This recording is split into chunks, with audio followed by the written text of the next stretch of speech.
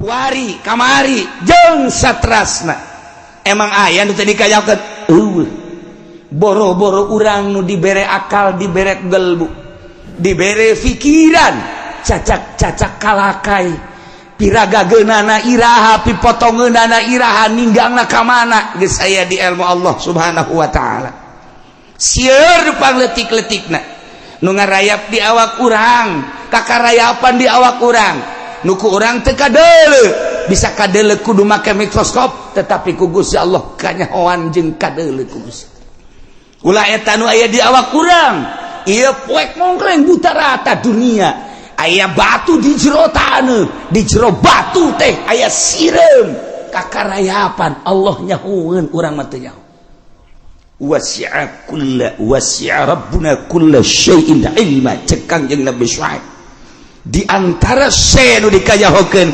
hali wa halukum tingkah kaula jeung tingkah aranjeun geus aya di ilmu Allah mantap alallahi tawakkalna ka Gusti Allah hungkul abdi basrahkeun diri Rabbana he pangeran abdi sadaya iftah bainana wa baina qaumina bil haqqi wa anta khairul fatihin muga Gusti nyieun keputusan hukum tegasna Gusti nyanggakeun sadaya-daya hukuman bainana wa baina qaumina antara abdi sareng kaum abdi anu inkar terhadap keputusan-keputusan risalah nyanggakeun sadaya-daya ka Gusti bil haqqi dengan hak benar jujur adil wa anta khairul fatihin Gusti anu bagus-bagusna anu nyieun putusan nyieun hukuman ieu berarti kan masrahkeun diri ka Gusti Allah Kangjeng Nabi Syuaib cek Kangjeng Nabi Syuaib alallahi tawakkalna ka Gusti wungkul abdi masrahkeun sadaya-daya Rabbana he pangeran abdi sadaya iftah bainana giranyeun putusan Gusti antara abdi wa baina qaumina jeung kaum abdi nu teu iman ka abdi ka Gusti bil haqqi dengan hak wa anta khairul fatihin Gusti anu pangbagus-bagusna anu nyieun putusan anu nyieun hukuman nyanggakeun sadaya-daya ieu doa tafwid masrahkeun sadaya-daya nyanggakeun geus aya di ilmu Gusti tingkah abdi tingkah kaum kaayaan abdi kaayaan kaum nu iman hanya seperkecil geus dikayahokeun ku Gusti nu ingkar nu mayoritas nyanggakeun sadaya-daya abdi diusir ku raja abdi teh titah cicing di dieu tapi milu ka manehanana agamana abdi kuari nyanggakeun Gusti geus teh kapola abdi teh ieu teh dakwah ngadakwahan umat berikut jeung penggede-penggedena ternyata horeganan penggedena terusik Gusti nyanggakeun mangga sadaya-daya sarua aja dek disiksa mah siksa bae ku Gusti kumaha Gusti bae kumaha teh cek pembesar-pembesar wa qalal malaul ladzina kafaru min qaumi la in ittaba'tum syu'aiba innakum idzal la khasirun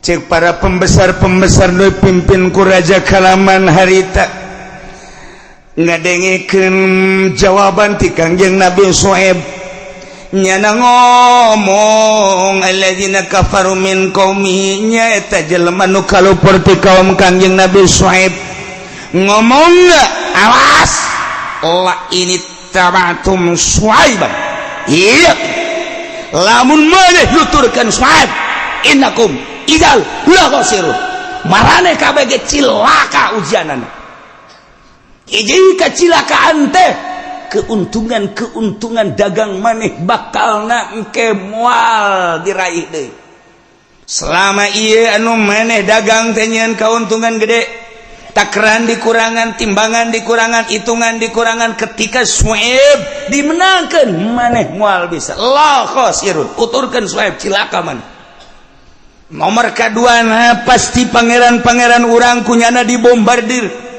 anu selama ieu pangeran dipuja-puja nu gede nu sedang nu leutik pasti kunyana bakal dikampakan khosirun Nomor katilu pasti Su'aib kajen kukumaha ge ngajakan ibadahna kanu teu kadeuleu ku urang. Teu ngeunaheun kan urang boga pangeran teu kadeuleu. Terakhir lamun maneh nuturkeun Su'aib innakum idzal la khasirun. Ku kaula bakal moal dilempangkeun ieu perpolitikan. Ku kaula moal dilempangkeun ieu perekonomian. Ku kaula bakal dipareuman ieu perbudayaan. Seuna salembang-lempangna di embargo ujianana kena kalaparan. Masya Allah ieu raja ku biadab-biadab deui. Cek omong urang mah tuturkeun ku sia Su'aib awas ku aing sia. Pertanian ulah aya nu tani. Perdagangan eureun dagangna. Geus pokona mah lahosirun. Antapkeun cilaka sia kajen kokom ge. Di samping aing ancam ka Su'aib sia masyarakat lamun nuturkeun ka anjeun Nabi Su'aib ku aing di embargo moal kena lebang perpolitikan jeung perekonomian titik. Kejemna luar biasa raja. Ternyata horenganan nu kejem ku ari ge aya turunan si eta. Meureun raja teh kararitu bae ti baheula. Nu ngangeunahkeun ka urang teh. Masya Allah.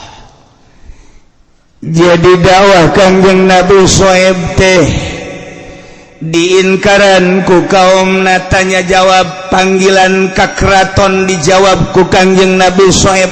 Setelah dijawab anu bertolak belakang jeung keputusan raja Kangjeng Nabi Su'aib dua boga prinsip teh nomor kahiji alallahi tawakkalna pasrah sumrah ka Gusti Allah. Nomor kedua nomor kahiji alallahi tawakkalna nyanggakeun pasrah sadaya-daya ka Gusti Allah. Nomor kedua doa Rabbana ftah bainana wa baina qaumina bil haqqi wa anta khairul fatihi. Urang cekelan dua sebagai kiai urang di lembur mun geus aya nanaon dua hiji tawakkalna alallahi tawakkalna pasrah ka Gusti Allah. Ulah pasrah ka bupati, ulah nyanggakeun ka gubernur, ulah nyanggakeun sadaya-daya ka menteri, ulah nyanggakeun ka presiden. Allah alallahi tawakkalna hiji. Nomor kedua doa mukhul ibadah Rabbana ftah bainana Gusti nyanggakeun sadaya-daya. Ieu bupati abdi, ieu gubernur abdi, ieu presiden abdi di ayeuna di negara Indonesia kos kieu kaayaanana. Wasi'a rabbuna kulla syai'in ilma nyanggakeun sadaya-daya Gusti parantos uninga sateu acana jeung kuari jeung santasna. Tingkah anu bakal ngamangpaatkeun jeung madaratkeun geus aya di ilmu Gusti nyanggakeun sadaya-daya. Antara abdi jeung kaum mangga wa anta khairul fatihin. Pek dek digaledekeun, galedekeun. Sarjogos kitu eta. Mulai kuari Kangjeng Nabi Su'aib tongkatna ngageter cekeng sakunaon nyaterin kaget aingnya nyana ge nu nyokelan kaget ka mah urang atuh dadat aya naon indit seakan-akan cik tungkat teh indit Su'aib beserta kaum anjeun kemana? Gua main emang di gua Puaten serta tanya segala Kangjeng Nabi Su'aib segala mahi segala ente. Kaum perintah Gusti Allah nu iman ka kaula berangkat jeung kula kamana cek kaum teh ka guha. Nu di mana guhana? Doh al-bada. Haji urang di itu kumaha? Hayu tuturkeun loba omong. Berangkat kaumna terus mengarah ke barat, gunung belok kiri kadinya didinya aya pegunungan. Etalah patilasan Kangjeng Nabi Su'aib nu kuari diabadikeun ngaranna Guha al-Bada. Eta teh nu belah dieuna Madian, belah dieu saeutik wetan eta teh Aikah. Di perjalanan Kangjeng Nabi Su'aib ngadoa Gusti abdi ieu peserta kaum titah ka guha rek aya naon? Siksa. Oh, ulah loba omong jeung ulah nyelek-nyelek ka tukang. Berangkat kabeh saetika. Datang ke Al-Bada cek kaum geus datang ka dieu ka asup ka jero. Mahi kami kabeh Gusti Allah Maha segala-galana. Tempat letik digedekeun atau urangna diletikeun. Nya geus nilaian awak teh aing letik da wali segini. Kumaha ieu maha kawasa Allah mukjizat teh. Asup brus. Eta jelema diperkirakeun ayalah bangsa 5.000 mah. Sedangkan tempat kira-kira bangsa 5 meter persegi. Ara asup kabeh. Terobah awak terobah. Henteu laleutik kabeh. Barang datang ka jero jelema ngayapak 5 meter persegi. Guha atuh. Tapi asup jelema 5.000. Nya lagi geus teu loba omong.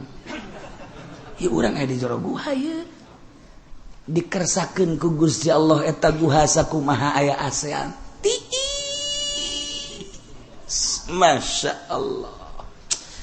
Cak nyalanggeun aing di jero guha paingan Sueb Kanjeng Nabi Sueb betaheun aya AC ieu. Tarariis cak nya ieu. Waduh, Masya Allah. Aju nyana ngomong kana di sisieun sia tunduh heueuh. Aing tunduh. Catanya belah ditu. Tunduh cak nya. Ayo coba neangan tempat eta bisa hees kabehan di jero guha. Nu mantap kuari lamun ngaji hares eta di dinya. Turunan baheula horeganan ketika maca mukjizat mah kabeh ge hayang peureum bae. Emang meureun sia mah watek ongkoh. Allah karim. Setiap rasul dibere mukjizat ku Gusti Allah. Di antara mukjizat anu didatangkeun diberikan ku Gusti Allah melalui malaikat Jibril alaihi salam ka Kangjeng Nabi Syuaib ialah tongkat tuturunan ti Kangjeng Nabi Adam alaihi salam. Mulai gerak Kangjeng Nabi Syuaib tanpa pamrih dakwah terus-terusan teberang tepeting salila bentak. Berbagai kalangan ku Kangjeng Nabi Syuaib terus diajak. Ternyata ajakan Kangjeng Nabi Syuaib tidak ditolerir oleh kaum Madian, kaum Aikah. Hiji-hijina Rasul nu diangkat di 2 kaum. Ialah Kangjeng Nabi Syuaib. Allah ngutus ka Kangjeng Nabi Syuaib ala kaumain 2 kaum, hiji kaum Madian, 2 kaum Aikah. 2 nana di negeri Yordania. Setelah diselidiki rawi nu nyaritakeun tentang 2 kaum, horenganan satu zaman. Cerita Madian Aikah teh, cerita Aikah Madian teh, hanya beda pertempatan hungkul sazaman harita. Jadi lamun nyaritakeun 2 kaum sabenerna mah sazaman harita-harita keneh, hanya beda daerahna. Madian ieu, Aikah belah ditu. Terus-terusan Kangjeng Nabi Syuaib teh dakwah. Masya Allah, nu ngamimitian iman orang yang terhina, terfakir, termiskin. Tiluan mulai iman. Tidinya tina tiluan ngajak dulur-dulurna mulai rada loba. Alhamdulillah, ayalah perwakilan ketika Kangjeng Nabi Syuaib nyaba ka daerah anu geus aya di ditu nu nyampakeun dakwah ka daerah belah kidul aya di ditu nu geus iman, nyaba deui dakwah ke belah wetan. Alhamdulillah aya di Aikah kitu keneh, di Madian kitu keneh, walaupun minoritas tetapi aya teu Kangjeng Nabi Syuaib dakwah teh lantaran aya sambutan. Dengan ayana sambutan masyarakat terhadap dakwah Kangjeng Nabi Syuaib anu kuari kebakaran jenggot adalah malaun, pembesar penggede di negara Yordan. Saat eta nu jadi presidena, nu jadi rajana adalah Kalamanun ngarana. Sebab hiji abujud, dua hawazun, tilu hatoyun, opat sya'fasun, Kalamanun, sarkhosun. Nah iya raja-raja di negara Yordan harita nuker ngajabat harita jadi raja Kalamanun. Urang menceritakan tentang eta tadi eta dijadikan kuari di ilmu falak. Abajadun, hawazun, hatoyun, Kalamanun, sapasun, korosatun, dozogun, sakhodun, dozogun. Eta teh abajadun, alif ba ta sa, abajadun, alif ba jim dal. Jadi hiji dua tilu opat. Hatoyun, hawazun adalah hawazun ha 5, waw genap, zai 7. Hatoyun haletik ha 7 8, to 9, ya 10. Geus bisa sakitu ge geus bisa orang dudukunan tah.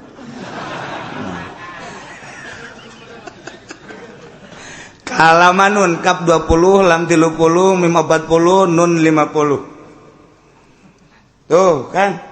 Sa'apasun sin 60, fa 70, ain 8 terus. Korosatun qaf kitu qaf 100, ro 200, korosa 300. Terus itu. Sakhodun dozogun. Eta di ilmu palak urang mun endek utang hitung teh kudu apal eta heula. Ngalak eta heula urang. Abajadun, hawazun, atayun, kalam hawazun, atayun, kalamanun, sabasun. Atuh moal bisa ngitung urang ka dituna. Ke kapangijieun ha sabaraha nu angel atuh geus kitu mah. Oh. Haji urang lamun nyaho kana usna, ustea artina mah sumberna tina hiji-hijina bulan aya us. April abhamtun, April hamal to 9. Mai sarhun, Mai, April Mei, saor, hun 8. April Mei Jun, Yun Jan Hun, Yun Yuni Jan Jantun, berarti to 9. Oh, tinggal kemarin dipraktekkan guys ya sangaran. Zenab, Zena. Hitung kurang. Zai sabaraha, nun sabaraha, ba sabaraha. Dipakai kain ku sa Dedi jadi dukun dia ganti ku hari ulah pakai sorban pakai cetok wari hatu bebari sebenarnya dukun atau macam pas gitu bandingan ku hari ulah ilmu eta bae ilmu naon cenah kiai hitungan Jawa lo kira mata kudu bisa orang kos gitu teh. Anak caraka data sawala, anakna cilaka, bapana ka bawa-bawa. Anak hiji ca 2 ra 3 ka 4. Anak caraka. Da 5. Sa genep wa do. Itu kasus itu babari itu. Hitung gua ari. Tak sangaran sia. Anu, hitung. Tungtungna sabaraha? Oh, saya can lurahnya. Kaluarna jalan dapur ulah kalawang kudu ka jandela mun jandela nyieun heula sia riweuh kaluarna jam sabaraha jam 3 apruk-aprukan kaleuweung ayo sia kudu make serba hideung masyaallah jadi jawara ngadadak eta hitungan kos gitu duh kuda tukaran lagi aduh tepek eleh hanas kukurubusan hanas eleh beja kadukun apa nih eleh kena batu salah ngalengka aturan kencah heula kos ka WC sia mah katuh heula aja asa ka masjid lain deui ieu mah itu kan juri bisa beta dukun blow on embung disalahkeun nya na iyalah Kangjeng Nabi Syuaib alaihi salam terus-terusan dakwah sambutan masyarakat kecil alhamdulillah aya unggal daerah kuari nu jadi kebakaran jenggot kalamanun raja ininya raja ngumpulkan penggawa-penggawana ulah cicingan daria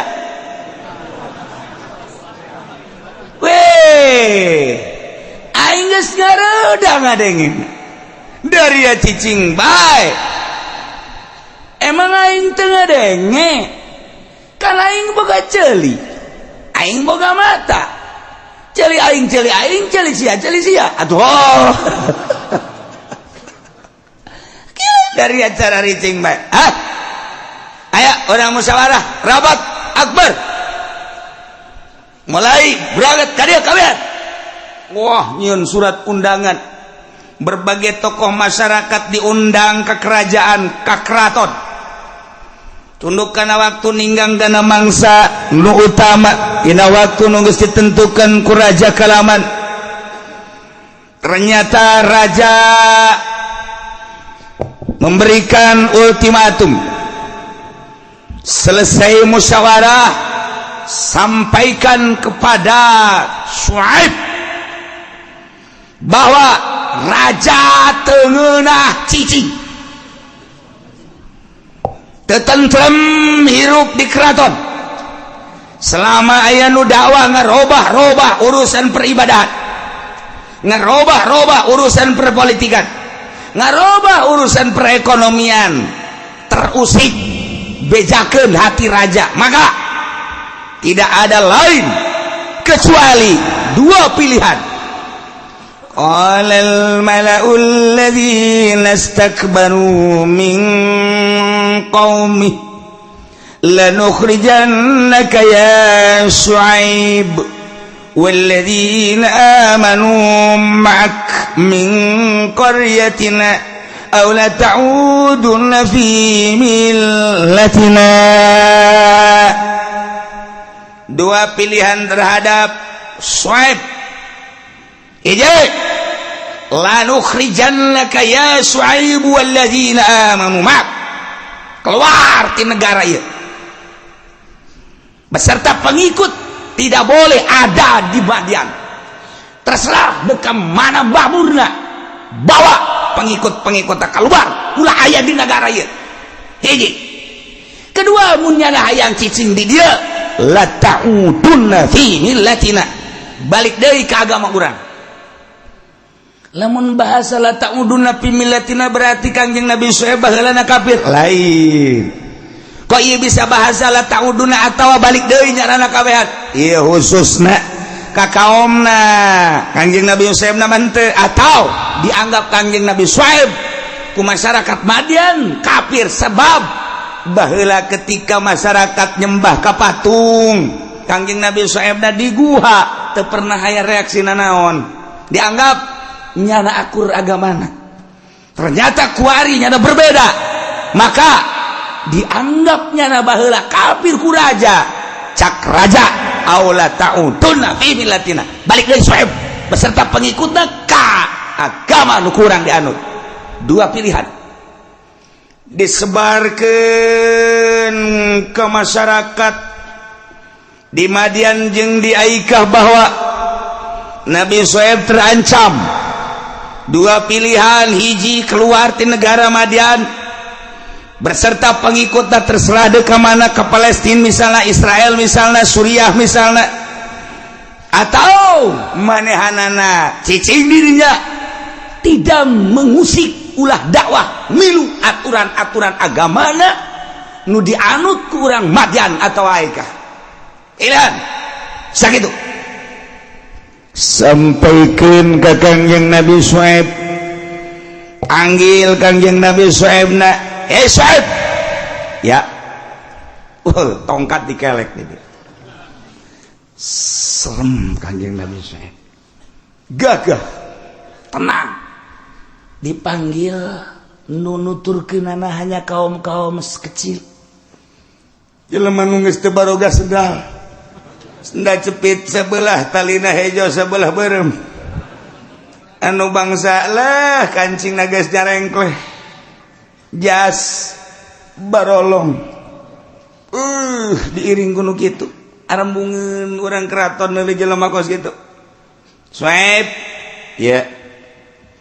Pilih di antara dua cek raja. Lanukhrijannaka ya Suaib walladzina amanu ma'ak. Saat ieu maneh angkat kaki beserta pengikut anjeun ulah aya di negeri kami min qaryatina. Idet. Atau dua, silakan yang kedua, cicing di dia. Cuman maneh sarua jeung kami agamana nyembahna ka patung pilih nu beude aya nu leutik aya. Nu sedeng aya kumaha maneh bae mah. Hayang nu beude jasa itu. Hayang nu sedeng ieu, hayang nu leutik ieu, aya nu sok dibawa pangeran. Pilih. Kumaha Kangjeng Nabi Suaib gentar atuh henteu. Qala awalau kunna karihin. Kanjeng Nabi Suaib ngajawab dengan tenang. Tongkat di tangan Kanjeng Nabi Suaib sugan aya gentar saeutik ka raja jeung ponggawa-ponggawana terieu tegeneuk. Istoning tenang sebab seakan-akan aya pendamping gaib Jibril, Mikail, Israfil jeung berbagai malaikat aslina asa babarengan jeung Gusti Allah Subhanahu wa taala. Ketika orang babarengan jeung Gusti Allah apa aya sieun teu aya. Sebab makhluk malaya tur walayan Pak. Teu bisa ngamadaratkeun jeung teu bisa ngamangpaatkeun. Hirup pamere Allah. Cicing pamere Allah, gerak pamere Allah. Kuarikeun ngahareupan makhluk Allah nyana babarengan jeung Allah. Boro-boro nabi wali teu pernah gentar saya tiga-tiga acan. Kitulah konsep dakwah. Lamun geus asa bareng jeung Gusti Allah, nyawa taruhana masalah. Sebab segala-galana ti Gusti Allah. Hirup nang Allah dititah ku Allah, berangkat ke mana bae Allah. Kuari geus aya madat ti Gusti Allah, diangkat sebagai rasul, tanda karasulana bere mujizat tongkat. Raja lain neuleukeun Kangjeng Nabi Suaib neuleukeun tungked. Maksudna beusi ngamuk teh tungked. Nu mantek eta urang lamun neuleuk kiai baheula Habib baheula urang sieun. Baheula mah kiai marake tungked, Habib marake tungked, urang teh sieun. Kuari mah Habib marawa HP, kiai showroom HP. Ipu Doli boga 5 HP-na. Geus puguh tukang karung mah teh geus teu kudu dicaritakeun. HP teh aya nu khususon dilaruhi. Eta kan tungked baheula. Nu mantak eta Jumat teh Jumat khotib lamun make tungked urang sieun. Urang make tungked deui ku ari dieu. Jadi kaduluna serem kos sudah perang. Mun ditanya, "Wah, eta bidah." Ulah loba omong sia. Henteu kula mah eta jang naon eta tungked dicecekal kos kitu. Jang nakol hulu sia. Indit sia. Serem guys. Daek juga sia teh daek indit sia ka ditu takol ku aing sia. Kan ngeunah aya make tungked mah. Coba mun teu make tungked kumaha? Hese nakolna. Geus bari mah unggal khutbah tah di mimbar tungked. Nyeun pueda sagede halu habak. Lamun ditanya pan ieu kuari ngadadak, ya barang dongeng Kangjeng Nabi Suaib. Ternyata Kangjeng Nabi Suaib mematungkeun, "Woi, itu mah tungked ti Gusti Allah." Ieu ge sarua bae. Tangkal emang sanu bisa nyieun tangkal ti Gusti Allah ieu mah. Ngan melalui tukang bas ieu mah. Sarerem Kangjeng Nabi ge make. Kuari bade lalengitkeun barang loba Wahabi. Aya ge aya tungked antepkeun teu nyekel. Sebab naon? Atuh nu khutbahna pan teu pantes. Nu pantes make khutbah mah nyekel tungked mah pan make jubah, udeng-udeng, sorbana gede, nyekel tungked. Pan urang kuneuleuna bae ge sieun. Ieu mah masa khatib sih make sapari. Make sapari teu make kopiah, doktrendos. Di ditu nama teteh yang keren, yang hebat lah ceknya nangis ulah make kos kitu. Nu pentingna materina. Itu geunang didengikeun anak. Brak ngaritakeun kabeh deui. Ya Allah. Khutbah ngaritakeun kabeh. Kusum Agustus caritakeun Agustus. Mun aya khatib kos kitu mending dicekel huluna. Tungtungna ke sia kitu deui tidak ku aing we. Anu jadi sasaran aing ge deui. aduh saya rusak ya rusak khutbah maka diterjemahkan urusan menang jeung teu menang aya dina fikih tapi manfaatna mana apakah nu diterjemahkan gua ditambah takwa aja henteu malah acak-acakan dicek ulama ketika manfaatna tu ulah okos urang nikah aja maca taklek eta teh lanapa mane ulah dibaca tuh aya manfaatna mah jawaya urusanna maka itu make duit-duit keneh mun kitu mah juga taya manfaatna beres gimana geus bantak ulama lamun nikahkeun geus ulah dibaca geus macanan ke bae di kamar duaan nya bae lelendehan habak mal anggeus ieu nya dimaca di kamar moal paling geus sabari sajitoel ku pamajikanna leng geus beres okos ngurutan diurutan ku pamajikan jadi lo anggeus teh iya gua rewak gitu. Masya Allah karim di lengit-lengit ya orang haris mah Jumat tapi coba dulu orang di Masjid Kesultanan Banten ieu tapak-tapakna dulu di Syekh Asnawi dulu di Syekh Husein carita dulu di patilasan para wali Allah aya tungket di dinya aya jubah di dinya malah di Tangerang aya 2 masjid anu jubahna teh osok ngaberenehan ye lain kumaha itu baheula wali Allah mah kos kitu barang diganti kuari urang teh asa lain salat saudara-saudara sekalian sidang Jumat yang berbahagia iraha ngondangna sia ai sidang mah tuh pan kudu aya ondangan mah henteu nah geus salah bae nu aya geus dianggap sidang atuh kos kitu kadituna aduh asa ciletrek ieu pagawean ya teh NU kababawa NU mah utuh sebenarnya mah kababawa ku Muhammadiyah milu padahal mah teu Muhammadiyah nu ngayakeun lamun NU na utuh teu kudu naon sababna manfaatna aya eueuh nu diterjemahkeun kemudian aju ningkat ibadahna jauh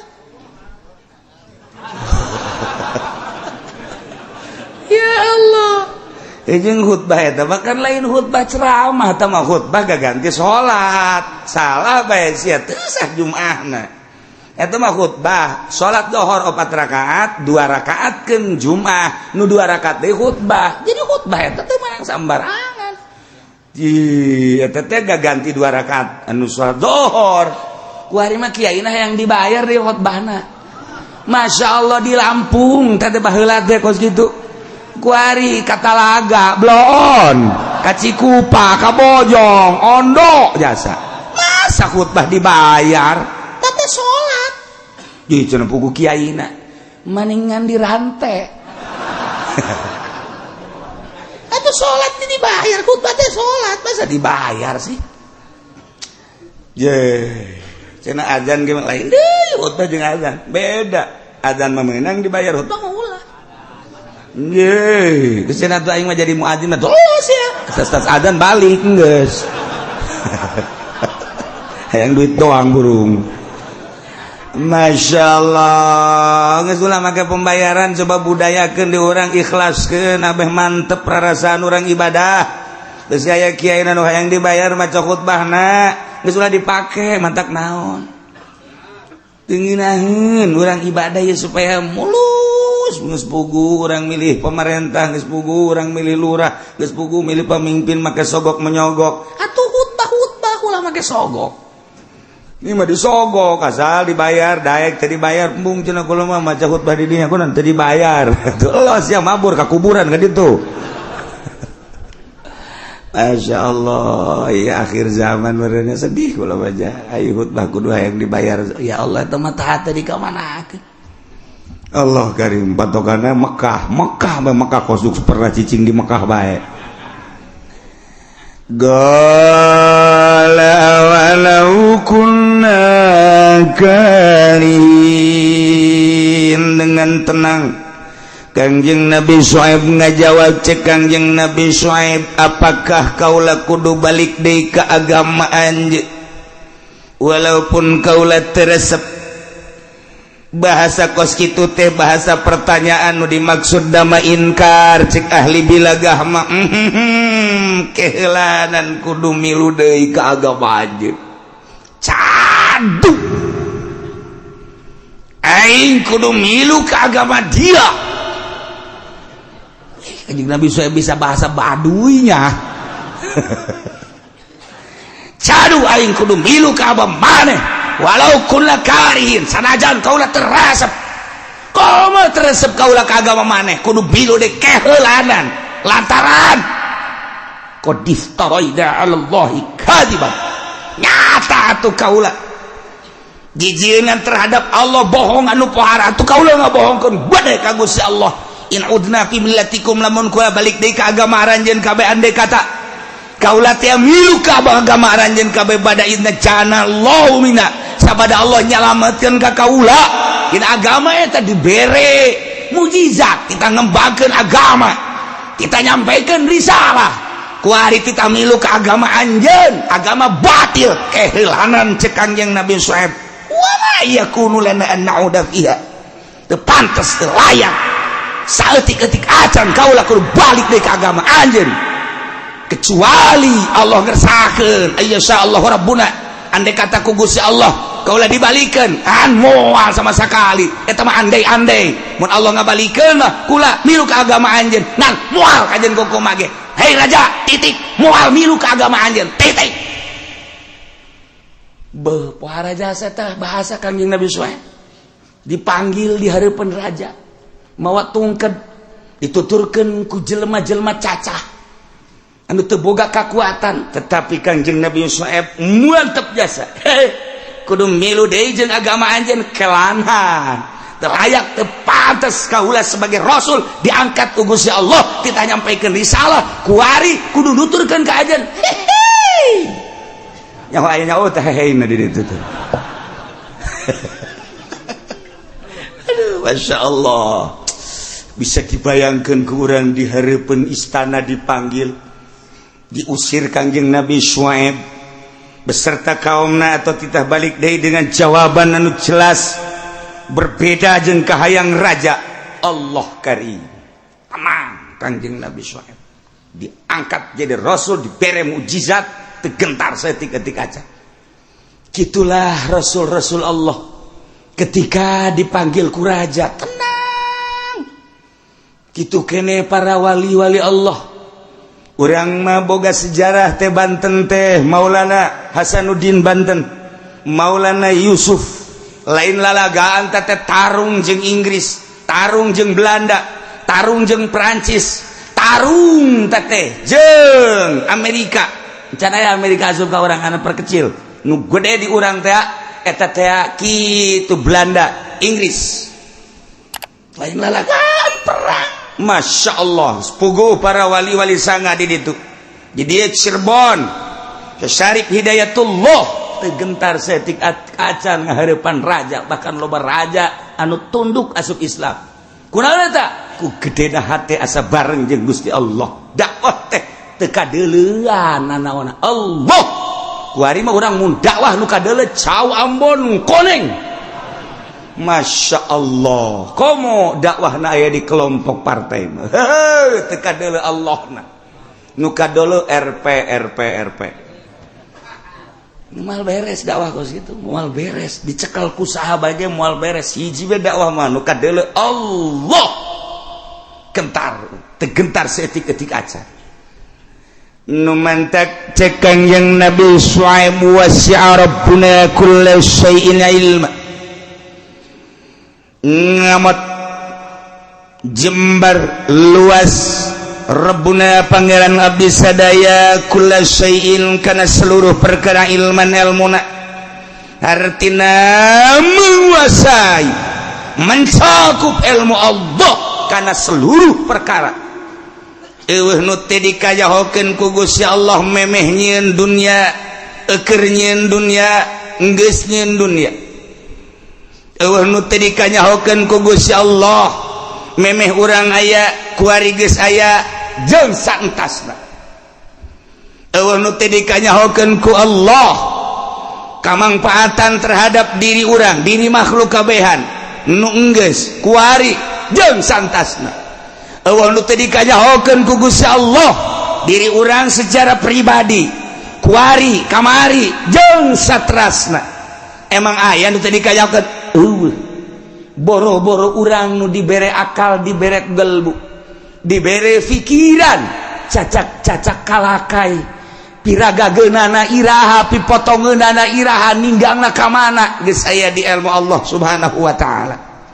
Sieun pangletik-letikna nu ngarayap di awak urang kakarayapan di awak urang nuku urang teu kadeuleu bisa kadeuleu kudu make mikroskop tetapi ku Gusti Allah kanyahoan jeung kadeuleu ku Gusti ulah eta nu aya di awak urang ieu poek mongkleng buta rata dunia aya batu di jero taneuh di jero batu teh aya sireum kakarayapan Allah nyahoeun urang mah teu nyaho wasi'a rabbuna kulla syai'in ilma cekang jeung Nabi Syuaib di antara senu dikayahokeun hali wa halukum tingkah kaula jeung tingkah aranjeun geus aya di ilmu Allah mata alallahi tawakkalna ka Gusti Allah hungkul abdi basrahkeun diri Rabbana he pangeran abdi sadaya iftah bainana wa baina qaumina bil haqqi wa anta khairul fatihin muga Gusti nyieun keputusan hukum tegasna Gusti nyanggakeun sadaya-daya hukuman bainana wa baina qaumina antara abdi sareng kaum abdi anu inkar terhadap keputusan-keputusan risalah nyanggakeun sadaya-daya ka Gusti bil haqqi dengan hak benar jujur adil wa anta khairul fatihin Gusti anu pang bagus-bagusna anu nyieun putusan nyieun hukuman ieu berarti kan masrahkeun diri ka Gusti Allah kangjeng Nabi Syuaib cek kangjeng Nabi Syuaib alallahu tawakkalna ka Gusti wungkul abdi masrahkeun sadaya-daya Rabbana he pangeran abdi sadaya iftah bainana giranyeun putusan Gusti antara abdi wa baina qaumina jeung kaum abdi nu teu iman ka abdi ka Gusti bil haqqi dengan hak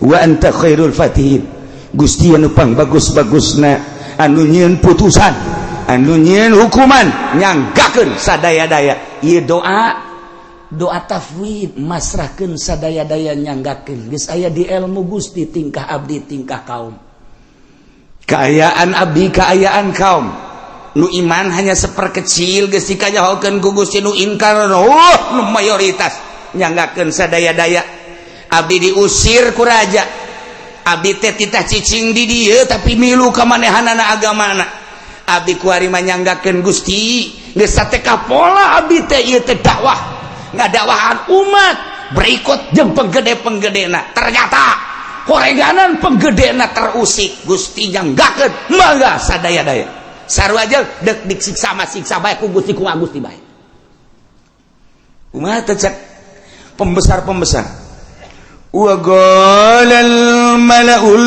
ladzina kafaru min qaumi la in ittaba'tum syuaiba innakum idzal la khasirun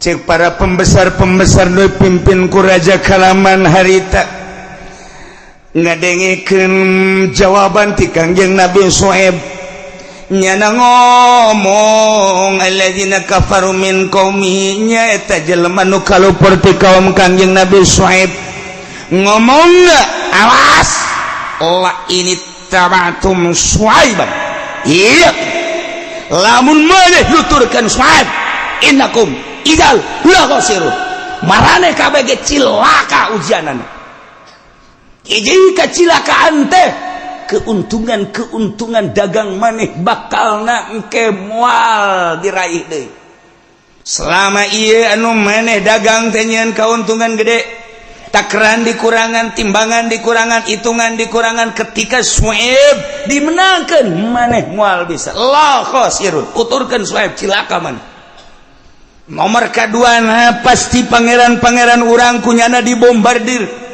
anu selama ieu pangeran dipuja-puja gede nu sedang nu leutik pasti kunyana bakal dikampakan khosirun nomor katilu pasti Syuaib kajen kukumaha ge ngajakan ibadahna kanu teu kadeuleu ku urang teu ngeunaheun kan urang boga pangeran teu kadeuleu terakhir lamun maneh nuturkeun Suaib innakum idzal khasirun ku kaula bakal moal dilempangkeun ieu perpolitikan ku kaula moal dilempangkeun ieu perekonomian ku kaula bakal dipareuman ieu perbudayaan seuna salembang-lempangna di embargo ujianana kena kalaparan. Masya Allah ieu raja ku biadab-biadab teh cek ngomong urang mah tuturkeun ku sia Suaib awas ku aing sia pertanian ulah aya nu tani perdagangan eureun dagangna geus pokona mah lahosirun antapkeun cilaka sia kajen kokom ge di samping aing ancam ka Suaib sia masyarakat lamun nuturkeun ka anjeun Nabi Suaib ku aing di embargo moal kena lebal perpolitikan jeung perekonomian titik kejemna luar biasa ya raja. Ternyata horenganan nu kejem kuari ge aya turunan si eta meureun raja teh kararitu bae ti baheula nu ngangeunahkeun ka urang teh. Masya Allah. Jadi dakwah Kangjeng Nabi Suaib teh diinkaran ku kaum tanya jawab panggilan ka keraton dijawab ku Kangjeng Nabi Suaib. Setelah dijawab anu bertolak belakang jeung keputusan raja Kangjeng Nabi Suaib dua boga prinsip teh nomor kahiji alallahi tawakkalna pasrah sumrah ka Gusti Allah nomor kedua nomor kahiji alallahi tawakkalna nyanggakeun pasrah sadaya-daya ka Gusti Allah nomor kedua doa rabbana ftah bainana wa baina qaumina bil haqqi wa anta khairul fatihi.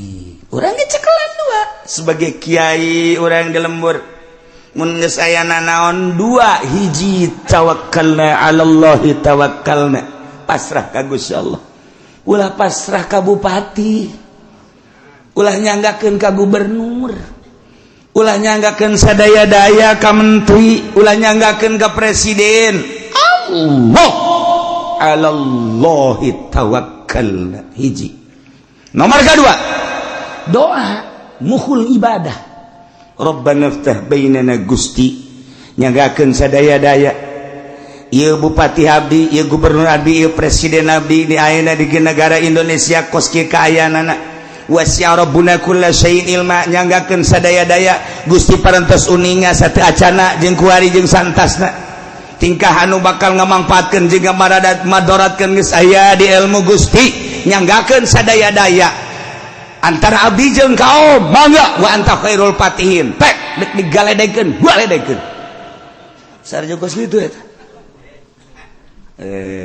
mulai kuari Kangjeng Nabi Suaib tongkatna ngageter is cekeng sakunaon nyaterin kaget aing nya nya ge nu nyokelan kaget ka rumah urang atuh dadat aya naon indit seakan-akan cik tungkat teh indit Suaib beserta kaum anjeun ka mana gua mai emang di gua puateun serta tanya segala teh Kangjeng Nabi Suaib segala mahi segala henteu kaum perintah Gusti Allah nu iman ka kaula berangkat jeung kula ka mana cek kaum teh ka guha nu di mana guhana doh al bada aju urang di itu kumaha hayu tuturkeun loba omong berangkat kaumna terus mengarah ke barat gunung belok kiri didinya aya pegunungan etalah patilasan Kangjeng Nabi Suaib nu kuari diabadikeun ngaranna Guha Al-Bada eta teh nu belah dieuna Madian belah dieu saeutik wetan eta teh Aikah. Di perjalanan Kangjeng Nabi Suaib ngadoa Gusti abdi ieu peserta kaum titah ka guha rek aya naon siksa. Ulah loba omong jeung ulah nyelek-nyelek ka tukang. Berangkat kabeh saeutika. Datang ke Al-Bada cek kaum geus datang ka dieu ka asup ka jero mahi kami kabeh Gusti Allah Maha segala-galana tempat letik digedekeun atau urangna diletikeun nya nangis dilian awak ge aing letik da moal ieu segini kumaha ieu maha kawasa Allah mukjizat teh asup brus eta jelema diperkirakeun ayalah bangsa 5.000 mah sedangkan tempat kira-kira bangsa 5 meter persegi ara asup kabeh terobah awak terobah henteu laletik kabeh barang datang ka jero jelema ngayapak 5 meter persegi guha atuh tapi asup jelema 5.000 nya lagi geus teu loba omong ieu urang aya di jero guha ieu dikersakeun ku Gusti Allah eta guha sakumaha aya ASEAN Masya Allah cak nyalanggeun ayeuna di jero guha paingan Sueb Kanjeng Nabi Sueb betaheun aya AC ieu tarariis cak nya ieu waduh Masya Allah aju nyana ngomong kana di sisieun sia tunduh heueuh aing tunduh catanya belah ditu tunduh cak ayo coba neangan tempat eta bisa hees kabehan di jero guha nu mantak kuari lamun ngaji harees eta di dinya turunan baheula horeganan ketika maca mukjizat mah kabeh ge hayang peureum bae emang meureun sia mah watek ongkoh Allah karim di jero guha jelema 5.000-an perkirakeun eta teh langsung sarare tunduh Masya Allah karim kumaha kaum nu aya di Madian jeung nu aya di Aikah mulai Kangjeng malaikat Jibril alaihi salam diutus ku Gusti Allah cek Gusti Allah Jibril nu aya di Madian bukakeun eta taneuh belahkeun supaya seuneu neraka kaluhur dibukakeun ku malaikat Jibril make jangjangna tret blak saeutik doang keluar seuneu neraka fatahallahu alaihim baban min jahannam dibuka melalui malaikat Jibril lawang seuneu jahannam farsala alaihim harran syadidat panas luar biasa urang ulah ngabayangkeun dibukakeun seuneu jahannam ti handap ka luhur cacak-cacak kamari ieu tahun 90 di Mekah eta teh 50 derajat panasna luar biasa diperkirakan Ramadan ayeuna di Mekah 49 derajat sampai 50 panas bahkan di India kuari eta teh lain panas jahanam kakarak terik matahari anu ozon muka saeutik mah kuari panaeh ribuan di India Masya Allah karim eta can sebenarnya ieu mah dibuka ku malaikat Jibril blah seuneu neraka saablah ka luhur bayangkeun ku urang harran syadidat fa akhadha bi anfasihim falam yanfa'hum zillun wala ma'un pernapasanana ku ari panas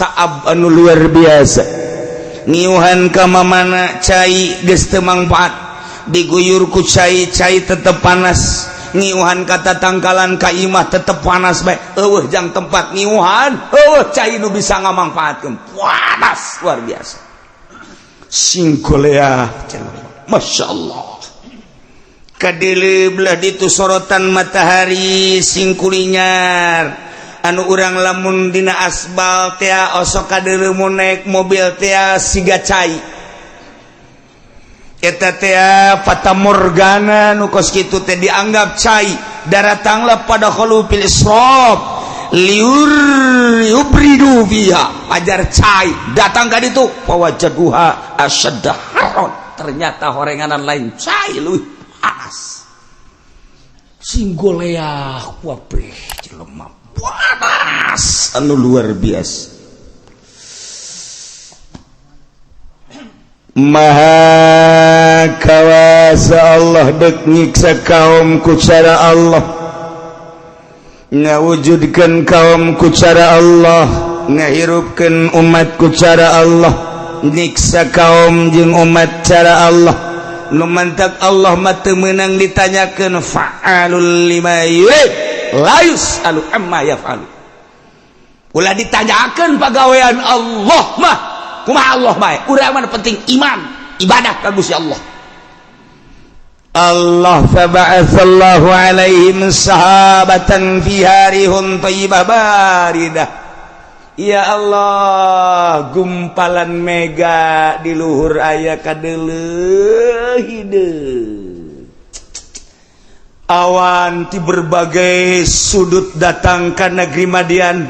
Masya Allah karim kadele ku balerea raja ngumumkeun bahwa aya mega di luhur tingali tiis kahandap eta teh ayana di daratan gurun lapangan tidinya raja ngerahkeun kabeh supaya aya di hadapan mega. Wah kabeh kadinya Masya Allah tiisna luar biasa nikmat pohara aya angin piharihun thayyibatun baidatun angin ti sisi tigir tiisna pohara jasa fa'azalathum majungiuhan di hadapan mega wa yazullah atuh pawajadulah bardan wa nasiman tenang nikmat indah jasa watu kabehan digerokeun supaya datang kadinya ulaya nu katinggaleun kabehan supaya datang kadinya lantaran di lain eta mah panas ta pohara jasa kadinya cap tiis eueuh anu katinggaleun hatta idza tamau tahta sahabah rijaluhum wa nisauhum wa sibyanuhum karumpul kabeh lalaki awewe budak orok eueuh nu tinggaleun sebab tiis di luar eta panas ta pohara jasa ratusan ribu jutaan manusia cicing di dinya ku tiis-tiisna barang geus ngarasakeun tiis alhabahallahu alaihim naron mulai tidinya belah bumi keluar seuneu ti handap dibayangkeun ku urang jelema sakuatna jelema seuneu di handap keluar dioyag-oyag warjafat bihimul ardu min tahtihim oyag muter taneuh bari aya seuneuan geus teu daya teu upaya manusia dek lumpat ka mana sanggeus tadi dikumpulkeun ku Gusti Allah melalui mega nu tadina ngarasa tentrem jeung tenang tiis di handapeunana ku ari dibukakeun bumi teh seuneu dioyag-oyag ku Gusti Allah dek lumpat ka mana nu mantap dijelaskeun di dieu diabadikeun dina Al-Qur'anul Karim ayat ieu fa akhadhathumur rajfatu fa asbahu fi darihim jathimin fa akhadhathum maka gugus Allah disiksa kaum Madian teh nyiksana melalui rajfah zilzalatus syadidah anu tadina dikumpulkeun melalui mega sanggeus kumpul eueuh anu katinggaleun kabeh jalma kalalapir aya di dinya nu muslim geus disalametkeun ku Gusti Allah beserta Kangjeng Nabi Syuaib alaihi salam atuh di dinya dioyag-oyag kaluar seuneu di luhur mega di handap kaluar seuneu bari diputerkeun ku Gusti Allah bumina fa asbahu fi darihim jasimin kaum Madian harita didinya jasimin tapak deku kabeh barikina aler kabeh mayitin berparah kabeh tutung kabeh Allah karim nu mantak tararutung kabeh ge eta teh digambarkeun datang ka kuari ge aya keneh di ditu teh aya batu siga jelema keur ngaringkuk aya batu keur sujud aya batu keur nangkuban eta teh diabadikeun ku Gusti Allah di Madian teh batu-batu eta bisa ditingali urang lamun ka ditu bisa dipoto batu teh anu keur kararieu aya anu keur deku aya anu keur nangkuk jasimina fa asbahu fi darihim jasimin. Setelah diteliti pada tahun 2000 penelitian anu berbarengan di 5 negara Amerika, Inggris, Jerman, kemudian Belanda, Saudi Arabia Timur Tengah perwakilan untuk meneliti keberadaan eta sosok-sosok manusia anu nangkub, anu barikin, anu deku dan lain sebagainya ditinggali tina keberadaan batuna ku ahli ekologi. Ternyata eta teh bener-bener manusia nu ku Allah diabadikeun dijadikeun batu. Masya Allah karim dipager ku ari urang lamun ka ditu teh sembarangan lantaran kadang-kadang aya heab panas. Okos urut siksaan Kangjeng Nabi Lut eta teh teu meunang sembarangan datang ka dieu. Ieu ge sarua. Ketika urang dek kadinya kudu aya izin ti kerajaan Yordan. Maksud jeung tujuan dek naon kadinya nu mantak di Yordan mah negara miskin. Yordan mah lain negara kaya, negara miskin. Penghasilanana nya nama hanya ti jelema anu daratang kadinya. Tamu-tamu datang nu dek rekreasi ningali kaayaan Ashabul Kahfi Kangjeng Nabi Syuaib. Kemudian kitu patilasan ieu. Nah, urang lamun ka ditu mahal cai, bensin murah, cai mahal. Mahal miskin di Yordan mah. Negara miskin. Sebabnya naon penghasilanana hanya ti tamu-tamu negara Yordan mah, tapi tamuna teu eureun-eureun. Terus bae sebab di dinya aya sagala sumber-sumber anu terjadi di ayat-ayat suci Al-Quranul Karim di berbagai negara muslim kafir datang kade untuk meneliti. Ashabul Kahfi aya di Yordan, Kangjeng Nabi Syuaib aya di Yordan, Kangjeng Nabi Lut aya di Yordan, Kangjeng Nabi Saleh Petra aya di Yordan. Iyalah Yordan. Masya Allah karim. Nah, tersiksalah jutaan umat Kangjeng Nabi Syuaib alaihis alladzina kadzabu Syuaiban ari jelema nu ngabohongkeun ka Kangjeng Nabi Syuaib anu disiksa ku Gusti Allah ka'lam yaghnaw fiha seakan-akan kaum teh teu pernah cicing di negeri eta ku bangkawarah-bangkawarahna manehanana teu iman. Umurnya na sabara tahun sih tapi disiksa nu sakitu dahsyat seakan nyana teu pernah cicing didinya sakicep disiksa ku Gusti Allah.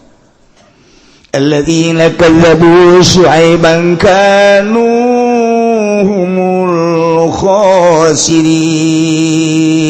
Jelema tegas teh jelema nu ngabohongkeun ka Kangjeng Nabi Syuaib eta lahumul khasirin. Jelema-jelema anu tuna rugi luar biasa. Allah karim. Kacaritakeun hiji deui Madian harita teh kakarak Madian doang hiji deui Aika. Ternyata urang Aika disiksa deui ku Gusti Allah. Nyana ngadenge Madian disiksa. Cak urang Aika teh cak urang Aika. Woi, di Madian siksa. Jelema tararutung ieu kumaha urang Syuaib ka mana Syuaib? Syuaib coba teangan. Di teangan Kangjeng Nabi Syuaib geus hese di teanganna sebab Kangjeng Nabi Syuaib ku Gusti Allah diamankeun di guha. Aman nyana di jero sarere. teh jahona naon kerek ya Allah eta di Yordan eta aya kos kituan tah Gusti Allah geus puguh ashabul kahfi mah 3 abad sarare ieu mah ngan supaya ulah ngadenge doang heula tunduh jasa masyaallah ieu di majlis anu boga tunduh teh tah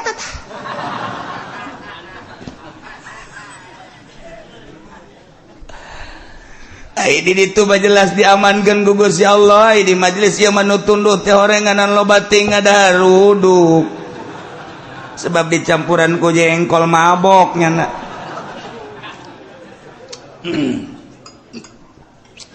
wah babaturan dia omong sia loba ting atuh ngadaruduk kena tunduh loba omong sakedeung deui kan puasa cek nyana mung can puasa wah bau parah geus teu bisa dinasehatan geus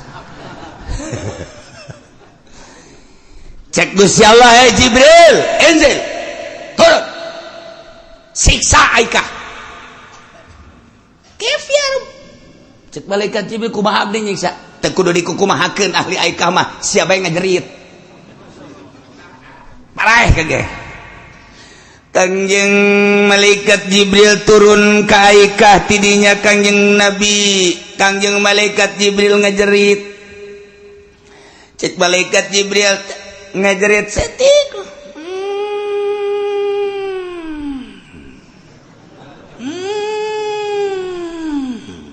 kabeh kararudang urang Aikah wih suara naonnya trompet ta naon tah pan ngagedean jah kabeh kalaluar ti imah kalaluar kabeh kaluar wih iya suara naon ieu kayak darengkeun narulu ka luhur kabeh.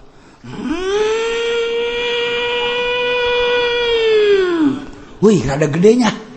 Udah gede dareukeun coba teliti. Aya naon dieu? Tuh. Jadi jelema kafir mah lain iman kita neliti suara naon eta. Islam apa lain gitu mun aya naon? Wih, aduh sia ulah marahan siat bae tuh siksa ke di Allah. Pak, urang mah kajian ku kumaha ge. Kajian nu mabok lamun aya siksa syahadat. Di urang geus mantep jasa di urang mah mantep nu mabokna ge ka surga di urang mah. Dia coba ge, coba ayo nu mabok aya galedeg. Buk. Nya keur mabok. Asyhadu an la ilaha illallah. Eta keur mabok eta. Entak Amerika bingung ge, goblok sia. Mabok syahadat. Malah leuwih mantepannya kan teu nyawa kakaler ki kidul panjana mah mabok karana ge. Aju dakwah panjana. Woi, syahadat sia tuh. Oh, galedeg sing jeleger sia. Endahan mabok syahadat, bukunya anu mabok. Malaikat Jibril langsung ngajerit.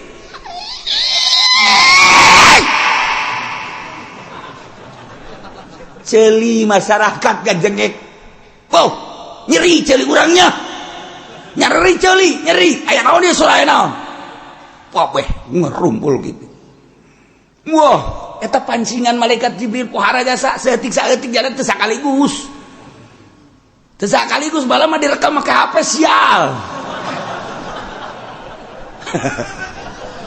Tarolol jelema ku ari mah. Suara direkam. Naon direkam. Aduh, barang ulang. Lain ibadah direkam. Geus di kiai-kiaina oplok kabehan ieu mah geus. Ya Allah, ya Rabbi. Di Amerika ya suara, di Prancis ya suara, di Australia ya suara, di Jerman ya suara, kabeh ya suara. Ternyata kamari geus mulai di Amerika ternyata gesekan planet dengan planet menimbulkan suara. Cek manehanana sekarang sedang diamankan planet supaya menjauh. Boh, budak. Tek ngagedean kitu tah sora. Amerika blon. Suara kok kaget di Amerika, di Jerman, di Australia. Gesekan seetik doang. Eta teh menurut penelitiannya wallahu alam nya gesekannya henteu. Ja planet jeung planet teh emang kitu kumaha mun ngaji palak teh. Beh Samsun Sarom mirihu patu zakali. Ieu tah tak planet. Ieu ka dieu, ieu ka dieu. Ieu dunia. Letik dunia masa gede pereup. Wah, batapun wadena luar biasa. Emang kumaha gitu masa planet enggak gesek. Ya Allah, ya kullum fi falaki yasbahun. Kabeh aya falak-falakna aya cakrawalan. Hei, moal nyalahan buatan Gusti Allah mah aya falak-falakna aya cakrawalana moal kudu nyalahan kullum fi falaki yasbahun. Urang mun maca kita yang surat Yasin kan geus aya kabeh dina falak-falak. Masyaallah. Nah wasyamsu wal qamaru bihusban kabeh ge panon poe jeung bulan aya hitunganana. Urang mun nyaritakeun panon poe 24 jam kapanggih deui dina falak. Lamun bulan makan 20 poe sabulan. Urang mah teu kaharti nu mantak sahabat naroskeun ge ka Kangjeng Nabi Gusti kunaon sih eta bulan kitu. Mimiti muncul leutik aju gede aju leutik deui timbul kuari mimiti di barat kunaon atuh katungtungkeun ku deui kuari jadi di wetan ieu kumaha dijawab ku Kangjeng Nabi make hikmah teu dijawab etana sebab nu dibutuhkeun hikmahna panjang caritana ieu lah ilmu falak. Nah Kangjeng Nabi malaikat Jibril kita ngajrit ngajerit malaikat Jibril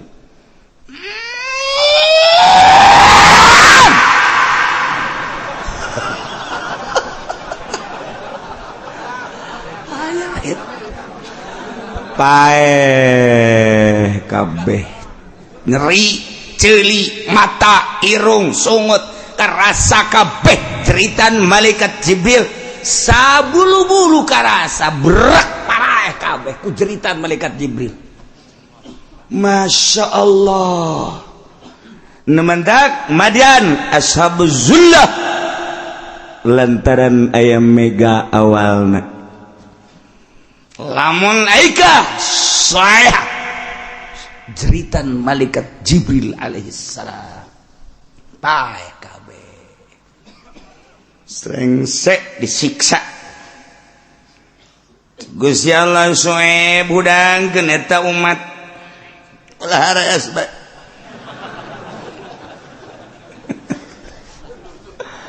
Kaki Nabi soe memang teu sare kaki Mas. Hai udah.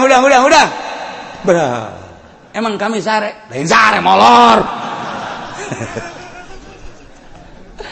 Rarasan aja henteu emang hees keur ngaji teh nya mun ditanya jaing mah teu hees. Kitu kabeh ge coba ge lamun urang ngobrol jeung anu hees di majelis. Siapa hees bae? Santai aja. Nyaho kieu ngomong bae kitu nyaho aing ge. Ngomong naon emang duh saruan tadi. Eta jalan gengsian jelema. Kos di mobil ge. Tanya ku babaturan siapa hees bae? Sanwes. Nyaho aing naon ge. Sia mun nabrak batu nya wallahu a'lam mun nabrak mah. Embung disebut HS teh embung. Mantak kula masuk ingat ka dongeng Gus Dur. Di luhur kapal ya presiden Amerika, presiden Saudi Arabia, raja jeung Indonesia Gus Dur. Tilu.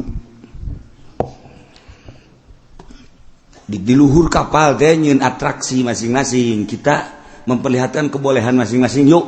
Oke, cek Gus Dur. Oke bae Gus Dur mah emang teu pernah mundur nya mah. Teu pernah mundur. Kamu apa? Cek presiden Amerika Bill Clinton, saya ini mau mengeluarkan dolar sebanyak-banyaknya. Keluarkan di kapal. Pur. Ditanya, kenapa kok pakai nyawer terlalu banyak di Amerika dolar? Mantap amat di Gus Dur. Terus bagian Arab, Raja Fahad. Sekarang bagian kamu, keluarkan nyana korma jeung kacang.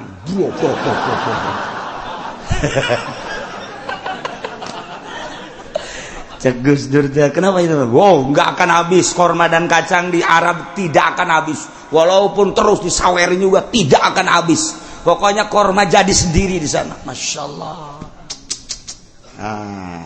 Tinggal Gus Dur. Kamu apa? Tenang, cik Nana. Nyana mikirkan naon. Ayah, nuker diuk, baik orang Indonesia di kursi, dicekel punyana, dibalangkan, bro. Gus, Bapak Presiden kenapa di Indonesia? Gak apa-apa sih. Emang kenapa? Masih banyak rakyat Indonesia. Baru satu gak apa-apa.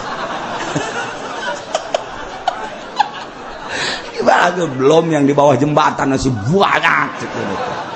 Udah tenang aja sih, baru satu mah gak apa-apa. terlalu banyak masyarakat. Bisa ada Gus Dur. Setelah ditanya tetap kan eta mah manusia. Gus, kami mah dolar uang membuat bahagia yang dapat saweran. Cek Arab kami juga sama, korma dan kacang itu ke orang yang dapat tuh senang. Kalau kamu belum tentu nggak senang jiknya masyarakat Indonesia juga. Sebab dia aja yang saya lemparin nggak tahu dilemparin.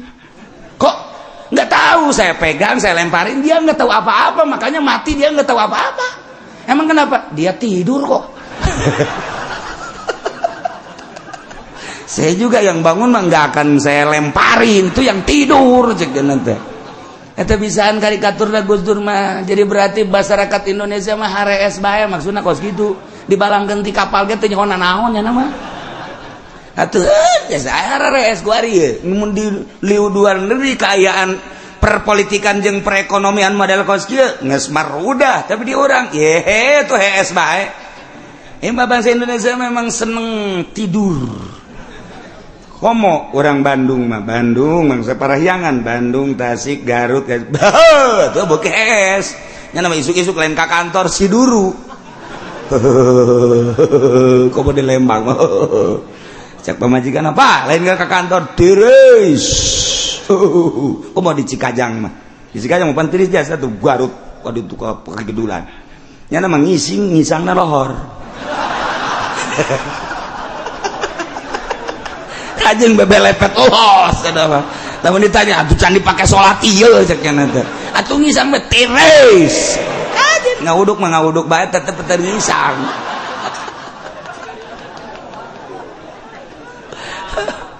Masya Allah baheula bakulah kerja mandi Garut dan jam 10 jam 11 masih tiris keneh tahun 80 8 hiji 82 8 Masya Allah dek ngaji kudu make jaket bae. Mantak dikiriman ti dia, dikiriman sebab tiris, bayar jaket, kabeh mereka jaket. Kuari mah sarua bae Bandung panas, Garut panas, sarua jeung di urang, tetep mukul make kipas bae. Bae lama mana aya kulkas di Garut, teu laku. Kuari mah make kulkas berarti kan panas. Oh, kuari geus panas di Cikajang ge heueuh dongeng anu tiris kos kitu utama baheula. Baheula tah mah ngisang-ngisang geus zohor. Eta ada tiris ente. Nah, Syuaib, tiga kali umat. Kalau luar kabe, wah, barang etan neuleuh di Madian tarutung jelema. Tengah romong umat Kangjeng Nabi Syuaib. Coba kaikah bertekuk lutut paraeh. Jutaan manusia ngampar paeh bisa dibayangkan ke urang. Urang ningali tsunami 200.000 bae ge mah endap-endapan hate. Terasa hargaan manusia, terasa hargaan harta, terasa hargaan nungaran mobil, nungaran bangunan, nungaran berbagai dunia. Balik hanya ke Allah kabeh. Menang ditumpuk-tumpuk. Seetik terus jadi gede, lenyap. Tsunami berikut jeung nu bogana tanggung jawab di hareupeun Allah. Nanaonan perasaan. Masya Allah. Ieu ge gampar jelema. Hideung totong nu ieu diaikah jelema ngampar jutaan manusia. Kangjeng Nabi Syuaib fatawalla anhum wa qala ya qaumi laqad ablaghtukum risalati rabbi wa nasahtu lakum fa kaifa sa'ala qaumin kafirin. Patawalla maka mengok Kangjeng Nabi Syuaib ngabalir ti umatna. Cek Kangjeng Nabi Syuaib ya qaumi kaum kaula. Tadi keh nurut atuh ka ucapan kaula sebab kaula teh pan diangkat jadi rasul ku Gusti Allah nu bogana. Laqad ablagtukum ya ta jelas yakin kaula geus nyampaikeun ka aranjeun ka risalati rabbi kana risalah pangeran kaula hukum-hukum syariat-syariat pangeran kaula. Wa nasahtu lakum kaula geus gada sehatan ka aranjeun kabeh. Tetapi palan tuminu anjeun teu daek percaya ka omongan kaula, teu iman ka Allah jeung ka kaula. Dedeh jeung nyaah sabenerna mah kaula ka anjeun teh dek nyalametkeun anjeun tina seuneu neraka, dek nyalametkeun anjeun tina siksa jahannam, dek nyalametkeun aranjeun kabehan jaga di akhirat. Kurang kumaha kula nyampaikeun ka aranjeun tapi anjeun teu percaya ka dedeh jeung ka nyaah datang ka beak di hate kaula. Fa kaifa asa ala qaumin kafirin. Dek kumaha kaula dedeh jeung nyaahna prihatin jeung sedihna terhadap kaum kafir jak enggeus ku kaula diajak dinasehatan kos ka anak bae. Urang nasehatan anak teh dedeh jeung nyaah disintreuk, dedeh jeung nyaah ditampiling, dedeh jeung nyaah ku urang teh dikakerowok sia teh sing bener sing bener sing bener. Geus kitu-kitu ku urang teh ngaji sia ngaji. Eta teh ka dedeh ka nyaah tapi teu daekeun kana bae. Kan datang ka ditu da nyendek sia ti dieu. Teu butuh aing ka sia.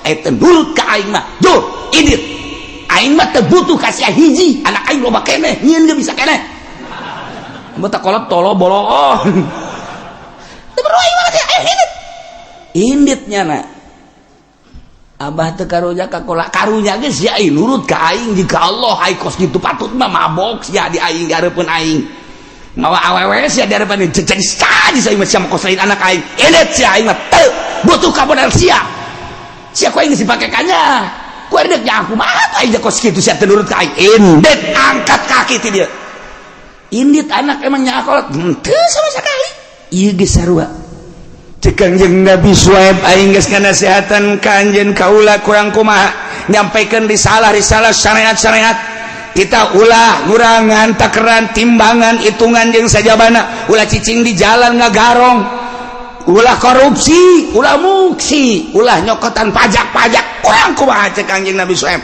dedeh jeung nyaah supaya salamet jaga di akhirat aing nyampaikeun teh kaula nyampaikeun teh ieu teh utusan ti Gusti Allah mana teu percaya sabodo diserahkeun ka Gusti Allah fa kaifa asa ala qaumin kafirin neulekos kieu ye parae endeu kumaha sedihna aja emang kaum kafir atuh parae ge sabodo tah geus diserahkeun ka nu bogaana. Jagakeun sadaya-daya Gusti. Ialah hasil doa Kangjeng Nabi Syuaib alaihi salam, "Alallahi tawakkalna, Rabbana iftah bainana wa baina qaumina bil haqqi wa anta khairul fatihin." Mantak dibacalah ieu ku para ulama sadunya. Ketika aya nanaon nyanggakeun ka Gusti Allah, ieu dibaca. Abah mah terus bae masuk maca doa ieu keur ngariung ge dibaca bae bada salat dibaca bae alallahi tawakkalna rabbana iftah bainana wa baina qaumina bil haqqi wa anta khairul fatihin. Berarti kan geus janggakeun Gusti ja pamarentah dielingan geus tapi kieu bae kita ulah korupsi makin menjadi-jadi kita ulah pajak terus pajak makin ditaik-taikeun malah ditingkat-tingkatkeun ieu mah jagakeun janu Gusti maha uninga memehna eukeurna jeung santasna jagakeun masyarakat geus kurang kumaha dibere penerangan kita ulah nyokot duit bank tapi nyokot bae kita ulah ngeridit tapi terus bae boro-boro nu teu paham nu paham ge terus bae ya Allah Gusti Rabbana iftah bainana wa baina qaumina bil haqqi wa anta khairul fatihin nyanggakeun ka Gusti sadaya-daya na eta teh engke terjadilah siksa-siksa berkelompok ngan keseluruhan unggul dimimitian tuh Galunggung tambah Yogyakarta tambah deui tsunami tambah deui Garut